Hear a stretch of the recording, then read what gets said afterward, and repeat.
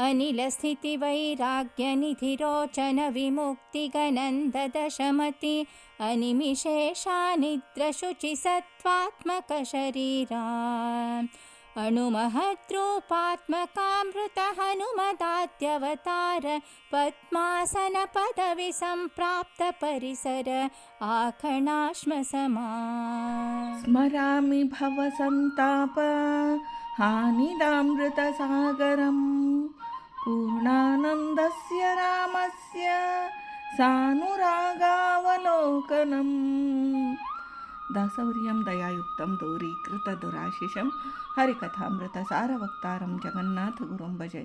ಶ್ರೀ ಹರಿಕಥಾಮೃತಸಾರ ಬೃಹತ್ತಾರತಮ್ಯ ಸಂಧಿ ಪದ್ಯ 7. ಅನಿಲ ಸ್ಥಿತಿ ವೈರಾಗ್ಯ ನಿಧಿ ರೋಚನ ವಿಮುಕ್ತಿಗೆ ನಂದ ದಶಮತಿ ಎಂಬ ಈ ಪದ್ಯದಲ್ಲಿ ಶ್ರೀ ಜಗನ್ನಾಥದಾಸಾರ್ಯರು ಶ್ರೀ ವಾಯುದೇವರ ನಾನಾ ರೂಪಗಳನ್ನು, ನಾನಾ ನಾಮಗಳ ವೈಶಿಷ್ಟ್ಯವನ್ನು ತಿಳಿಸುತ್ತಾರೆ.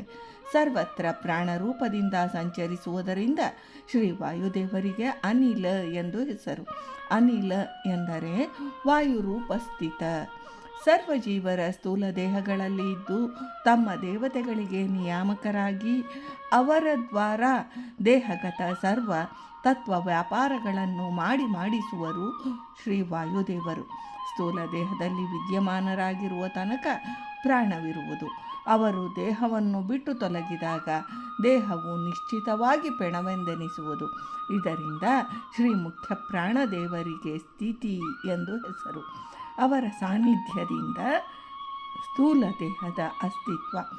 ಈ ವಿಷಯವನ್ನೇ ಶ್ರೀಪಾದರಾಜರು ಶ್ರೀಮನ್ಮಧ್ವನಾಮದಲ್ಲಿ ಪರಮ ಮುಖ್ಯ ಪ್ರಾಣ ತೊಲಗಲಾ ದೇಹವನ್ನು ಅರಿತು ಪೆಣನೆಂದು ಪೇಳುವರು ಸುಜನರು ಎಂದಿದ್ದಾರೆ. ಯಾವ ಫಲಾಪೇಕ್ಷೆಯೂ ಇಲ್ಲದೆ ಕೇವಲ ನಿಷ್ಕಾಮನಾ ಭಾವನೆಯಿಂದ ಭಗವತ್ ತತ್ಪರರಾದ ಸಕಲ ಸೇವಾ ಕಾರ್ಯಗಳನ್ನು ಮಾಡುತ್ತಿರುವರು ಭಗವತ್ ಕಾರ್ಯ ದುರಂಧರರು. ಹನುಮದವತಾರದಲ್ಲಿ ಶ್ರೀರಾಮಚಂದ್ರನು ಸಕಲ ಭೋಗ ಭಾಗ್ಯಗಳನ್ನು ಕೊಡುತ್ತೇನೆಂದರೂ ಯಾವುದನ್ನು ಸ್ವೀಕರಿಸಲಿಲ್ಲ. ಇದರಿಂದ ವೈರಾಗ್ಯ ನಿಧಿಗಳು ಪರಮ ವೈರಾಗ್ಯಶಾಲಿಗಳು ದ್ವಿತೀಯ ಮನ್ವಂತರದಲ್ಲಿ ರೋಚನ ನಾಮಕರಾಗಿ ಇಂದ್ರ ಪದವಿಯನ್ನು ಶ್ರೀ ಪ್ರಾಣದೇವರು ಆಳಿದರು. ರೋಚಿಶ್ಚೋಚಿ ರುಭ್ಯೆ ಕಿಭ್ಯೆ ಪ್ರಕಾಶತೋದ್ರೋತ ಆತಪಃ ಪ್ರಮಾಣಾನುಸಾರ ಅತಿ ಪ್ರಕಾಶ ರೂಪವುಳ್ಳವರಾದ್ದರಿಂದ ರೋಚನ ನಾಮಕರು. ಎರಡನೆಯ ಮನುವು ಸ್ವಾರೋಚಿಷ ಅಗ್ನಿಪುತ್ರನು. ಈ ಮನ್ವಂತರದಲ್ಲಿ ವೇದ ಶಿರಸ್ಸೆಂಬ ಮಹಾ ತಪಸ್ವಿ ಇದ್ದನು. ಆತನ ಪತ್ನಿ ತುಷಿತೆ. ಅವರ ಜ್ಯೇಷ್ಠ ಪುತ್ರನೇ ರೋಚನನು. ಪೂರ್ವದಲ್ಲಿ ಸಂಕರ್ಷಣ ನಾಮಕ ಶ್ರೀಹರಿಯಿಂದ ಜಯಾದೇವಿಯಲ್ಲಿ ಜನಿಸಿದ್ದ ಸೂತ್ರ ನಾಮಕ ಶ್ರೀ ವಾಯುದೇವರೇ ಈಗ ರೋಚನ ನಾಮಕನಾಗಿ ಜನಿಸಿ ಸ್ವಾರೋಚಿಷ ಮನ್ವಂತರದಲ್ಲಿ ಇಂದ್ರ ಪದವಿಯನ್ನು ಆಡಿದರು.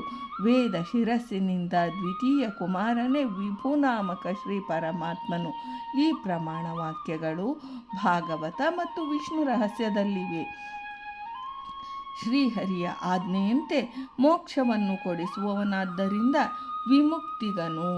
ಸರ್ವಚೇತನರ ಸ್ಥೂಲ ದೇಹಗತನಾಗಿದ್ದು ಪ್ರತಿ ದಿವಸದಲ್ಲಿ 21,600 ಸಂಖ್ಯಾಕವಾದ ಹಂಸ ಜಪವನ್ನು ಮಾಡಿ ಬಿಂಬನಾದ ಶ್ರೀಹರಿಗೆ ಆಶ್ವಾಸ ಮಂತ್ರ ಜಪವನ್ನು ಅರ್ಪಿಸುವರು. ತ್ರಿವಿಧ ಜೀವರಿಗೆ ಮುಕ್ತಿಯೋಗ್ಯರಿಗೆ ನಿತ್ಯ ಸುಖರೂಪವಾದ ಮೋಕ್ಷವನ್ನು, ನಿತ್ಯ ಸಂಸಾರಿಗಳಿಗೆ ಸುಖ ದುಃಖ ಮಿಶ್ರವಾದ ಮಿಶ್ರಗತಿಯನ್ನು ಮತ್ತು ತಮೋಯೋಗ್ಯರಿಗೆ ನಿತ್ಯ ದುಃಖರೂಪವಾದ ಅಂಧ ತಮಸ್ಸನ್ನೂ ಹೊಂದಿಸುವರು. ವಿಷ್ಣುರ್ಹಿ ದಾತ ಮೋಕ್ಷಸ್ಯ ವಾಯಸ್ಸು ತದುಜ್ಞೆಯ ಎಂಬ ನಿರ್ಣಯ ಪ್ರಮಾಣಾನುಸಾರ ವಿಷ್ಣುವೇ ಮುಖ್ಯ ಮುಕ್ತಿಪ್ರದನು. ಅವನ ಅನುಜ್ಞೆಯಿಂದ ಶ್ರೀ ವಾಯುದೇವರು ಮುಕ್ತಿದಾತರು, ನಂದನಾಮಕರು. ಮುಕ್ತಿಗೆ ಕಾರಣವಾದ ಸಚ್ಛಾಸ್ತ್ರಗಳ ತೀರ್ಥಕರ್ತರಾದ್ದರಿಂದ ಆನಂದ ತೀರ್ಥರು. ಆನಂದ ಸುಖ ಮುಕ್ತಾನಂದ ತೀರ್ಥ ಶಾಸ್ತ್ರಗಳು ಸಾತ್ವಿಕ ಚೇತನರಿಗೆ ನಿತ್ಯ ಸುಖರೂಪವಾದ ವೈಕುಂಠಾದಿ ಲೋಕಗಳನ್ನು ಹೊಂದಿಸುವುದಕ್ಕಾಗಿ ಕಾರಣರಾದ್ದರಿಂದ ನಂದನಾಮಕರು. ಸ್ವರೂಪತಃ ನಿತ್ಯಾನಂದ ಪೂರ್ಣ. ದಶ ಶಬ್ದವು ಅನಂತ ಸಂಖ್ಯಾಸೂಚಕವು. ದಶ ಶತಾದಿ ಶಬ್ದಗಳು ಪೂರ್ಣವಾಚಕವಾದ್ದರಿಂದ ದಶಮತಿ ಎಂದರೆ ಪೂರ್ಣ ಪ್ರಜ್ಞರೆಂದರ್ಥ. ದಶ ಅಂದರೆ ಪೂರ್ಣ, ಮತಿ ಪ್ರಜ್ಞರು. ದಶ ಪ್ರಮತಿಂ ಜನಯಂತ ಯೋಷಣಃ ಎಂದು ಬಳಿಕ್ತಾ ಸೂಕ್ತದ ಪ್ರಮಾಣವು.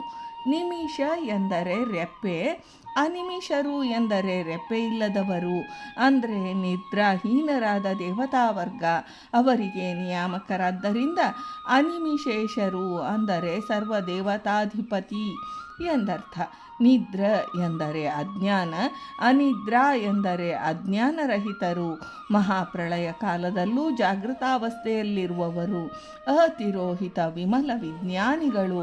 ಭಗವತ್ ಸಂಬಂಧವಾದ ವಿಷಯದಲ್ಲಿ ಶ್ರೀ ವಾಯುದೇವರಿಗೆ ತಿರೋಹಿತ ಜ್ಞಾನವೆಂದೆಂದಿಗೂ ಇಲ್ಲ. ಅದಲ್ಲದೆ ಸಕಲ ಚೇತನರು ನಿದ್ರಾವಸ್ಥೆಯಲ್ಲಿರುವಾಗಲೂ ತಾವು ಜಾಗೃತರಾಗಿದ್ದು ಶ್ವಾಸಕ್ರಿಯಾ ರೂಪವಾದ ವ್ಯಾಪಾರವನ್ನು ಮಾಡುತ್ತಿರುವರು. ಕೇವಲ ಶುಚಿರ್ಭೂತವಾದ ದೇಹವುಳ್ಳವರು. ಸತ್ವಚ ಪ್ರಾಚುರ್ಯರಿಂದೊಡಗೂಡಿದ 32 ಲಕ್ಷಣೋಪೇತವಾದ ದೇಹವು ವಾಯುದೇವರದು. ಅತ್ಯಲ್ಪ ರಜೋಗುಣ ಸತ್ವಗುಣ ಪ್ರಾಚುರ್ಯವುಳ್ಳ ಲಿಂಗ ದೇಹವುಳ್ಳವರು. ಇದರಿಂದ ಇವರ ಲಿಂಗ ದೇಹವು ದಗ್ಧ ಪಟದಂತೆ ಇದ್ದು ಕೇವಲ ಔಪಚಾರಿಕವಾಗಿದೆ. ಸತ್ವಾತ್ಮಕ ಶರೀರ. ಅಣು ಮಹದ್ರೂಪಗಳನ್ನು ತಾಳುವ ಶಕ್ತಿ ಶ್ರೀಶನ ಪರಮಾನುಗ್ರಹದಿಂದ ಶ್ರೀ ವಾಯುದೇವರಿಗಿದೆ. ಶತಯೋಜನ ಪ್ರವಿಸ್ತಾರವಾದ ದಕ್ಷಿಣ ಸಮುದ್ರವನ್ನು ಹಾರುವ ಪ್ರಸಂಗದಲ್ಲಿ ತಮ್ಮ ದೇಹವನ್ನು ಬೃಹದಾಕಾರವಾಗಿ ಬೆಳೆಸಿದರು. ಲಂಕಾ ಪಟ್ಟಣದಲ್ಲಿ ಸೀತೆಯನ್ನು ಹುಡುಕಲು ಸಣ್ಣದಾದ ಅಣುವಿನ ರೂಪವನ್ನು ಧರಿಸಿದರು. ಅಣುಲಿಂಗದಲ್ಲಿ ಪ್ರವೇಶವುಳ್ಳಷ್ಟು ಸೂಕ್ಷ್ಮ ಶರೀರಯುಕ್ತರು. ದೇಹಾಭಿಮಾನ ರಹಿತರು. ಇತರ ದೇವತೆಗಳಿಗಿರುವಂತೆ ದೇಹತ್ಯಾಗ ರೂಪವಾದ ಮೃತಿ ಇಲ್ಲ. ಇದರಿಂದ ಅಮೃತ ನಾಮಕರು. ವಾಯುಕಸ್ಯಮೃತಃ ಸ್ಮೃತಃ ಎಂಬ ಪ್ರಮಾಣ. ಭೋಜನ ಸಮಯದಲ್ಲಿ ಅಮೃತ ಉಪಸ್ತರಣಮಸಿ ಸ್ವಾಹ ಎಂಬ ಮಂತ್ರದಿಂದ ಭೋಜನಕ್ಕೆ ಕೂಡುತ್ತೇವೆ. ಏಳುವಾಗ ಅಮೃತಾಪಿ ಧಾನವಸಿ ಸ್ವಾಹ ಎಂಬ ಮಂತ್ರ ಹೇಳುತ್ತೇವೆ. ಇದಕ್ಕೆ ಎಲೈ ಅಮೃತ ರೂಪಿಯಾದ ವಾಯುದೇವನೇ, ನಾನು ಭೋಜನ ಮಾಡುವ ಅನ್ನಕ್ಕೆ ಹಾಸಿಗೆಯಂತಿರು. ಏಳುವಾಗ ಅನ್ನಕ್ಕೆ ಹೊದಿಕೆಯಂತಿರು ಎಂದರ್ಥ. ಇದರಿಂದ ಶ್ರೀ ವಾಯುದೇವರು ಅಮೃತನಾಮಕರು. ತ್ರೇತಾಯುಗದಲ್ಲಿ ಶ್ರೀರಾಮನ ಸೇವೆಗಾಗಿ ಹನುಮಂತನೆಂಬ ನಾಮದಿಂದ ಅಂಜನಾ ದೇವಿಯಲ್ಲಿ ಅವತರಿಸಿ ಶ್ರೀರಾಮ ಕಾರ್ಯ ದುರಂಧರರಾದರು. ದ್ವಾಪರ ಯುಗದಲ್ಲಿ ಶ್ರೀಕೃಷ್ಣನ ಸೇವೆಗಾಗಿ ಭೀಮಸೇನನೆಂದೆನಿಸಿದರು. ಭಾಗವತ ಧರ್ಮಕ್ಕೆ ಆದರ್ಶ ಸ್ವರೂಪರಾದರು. ಕಲಿಯುಗದಲ್ಲಿ ವೇದವ್ಯಾಸರ ಸೇವೆಯನ್ನು ಅಪ್ರತಿಹತವಾಗಿ ಮಾಡಿ ಸತ್ಸಿದ್ಧಾಂತ ರೂಪವಾರ ಸಚ್ಛಾಸ್ತ್ರರಾಗಿ ಸಜ್ಜನರ ಆತ್ಮೋದ್ಧಾರಕ್ಕಾಗಿ ಅವತರಿಸಿದರು. ಆನಂದ ತೀರ್ಥರೆಂಬ ಅಭಿಧಾನದಿಂದ ಹೀಗೆ ಹನುಮದ್ಯವತಾರರಾಗಿ ಮೆರೆದರು ಲೋಕತ್ರಯಗಳಲ್ಲಿ. ಪದ್ಮ ಎಂದರೆ ಕಮಲ, ಆಸನ ಎಂದರೆ ಪೀಠ.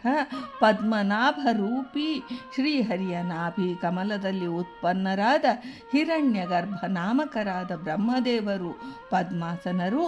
ಮುಂದಿನ ಕಲ್ಪದಲ್ಲಿ ಶ್ರೀ ವಾಯುದೇವರು ಆ ಪದ್ಮಾಸನ ಪದವಿಯನ್ನು ಪರಾತ್ಪರನ ದಯೆಯಿಂದ ಹೊಂದುವರು. ಭಾವಿ ಬ್ರಹ್ಮರಾದ ಶ್ರೀ ವಾಯುದೇವರು ಪದ್ಮಾಸನ ಪದವಿ ಸಂಪ್ರಾಪ್ತರು. ನಮ್ಮ ಸ್ಥೂಲ ದೇಹಗತ 72,000 ಸಂಖ್ಯಾಕವಾದ ನಾಡಿ ವ್ಯೂಹಗಳಲ್ಲಿ ಅತಿ ತೀವ್ರವಾಗಿ ಸಂಚರಿಸುತ್ತಾ ನಾಡಿಗತ ವ್ಯಾಪಾರ ರಕ್ತ ಪರಿಚಲನಾ ಕಾರ್ಯಗಳನ್ನು ನಿರ್ವಹಿಸುತ್ತಿರುವರು.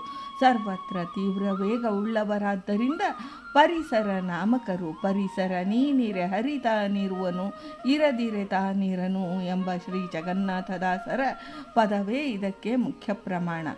ಆತ್ಮ ಎಂದರೆ ಕಲ್ಲು, ಆಖಣಾತ್ಮ ಎಂದರೆ ವಜ್ರದ ಕಲ್ಲಿನಂತೆ ದೃಢವಾಗಿ ಸೀಳಲು ಅಸಾಧ್ಯವಾದ ಎಂದರ್ಥ. ಕಲ್ಯಾದಿ ಅಸುರರು ಶ್ರೀ ವಾಯುದೇವರಿಗೆ ಎದುರು ಬಿದ್ದಾಗ ಮಣ್ಣಿನ ಹೆಂಟೆಯನ್ನು ದೃಢವಾಗಿ ಕಲ್ಲಿಗೆ ಹೊಡೆದಾಗ ಮಣ್ಣಿನ ಹೆಂಟೆಯು ಬಡಿದು ಚೂರು ಚೂರಾಗುವುದು. ಆದರೆ ಕಲ್ಲು ನಿಶ್ಚಲವಾಗಿರುವಂತೆ ಅಸುರ ಬಾಧ ರಹಿತರಾದ್ದರಿಂದ ಆಖಣಾತ್ಮ ಸಮರೆಂದು ಖ್ಯಾತನಾಮರು. ಪ್ರಾಣಸ್ಯ ಸುರಾವೇಶೋ ಆಖಣಾತ್ಮ ಸಮೋಸಹ. ಭಾಗವತ ಏಕಾದಶ ಸ್ಕಂದದ ತಾತ್ಪರ್ಯ ಪ್ರಮಾಣ.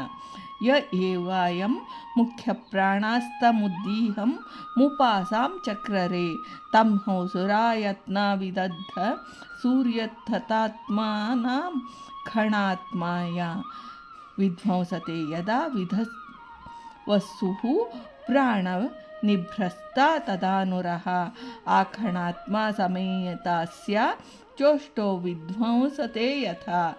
ಛಾಂದೋಗ್ಯೋಪನಿಷದ್ ಭಾಷ್ಯದ ಪ್ರಮಾಣ ಎಂದು ಶ್ರೀ ಜಗನ್ನಾಥದಾಚಾರ್ಯರು ಈ ಪದ್ಯದಲ್ಲಿ ತಿಳಿಸಿದ್ದಾರೆ. ಭಾರತೀ ರಮಣ ಮುಖ್ಯ ಪ್ರಾಣಾಂತರ್ಗತ ವೃಂದಾವನ ವಿಹಾರಿ ಶ್ರೀಕೃಷ್ಣಾರ್ಪಣಮಸ್ತು.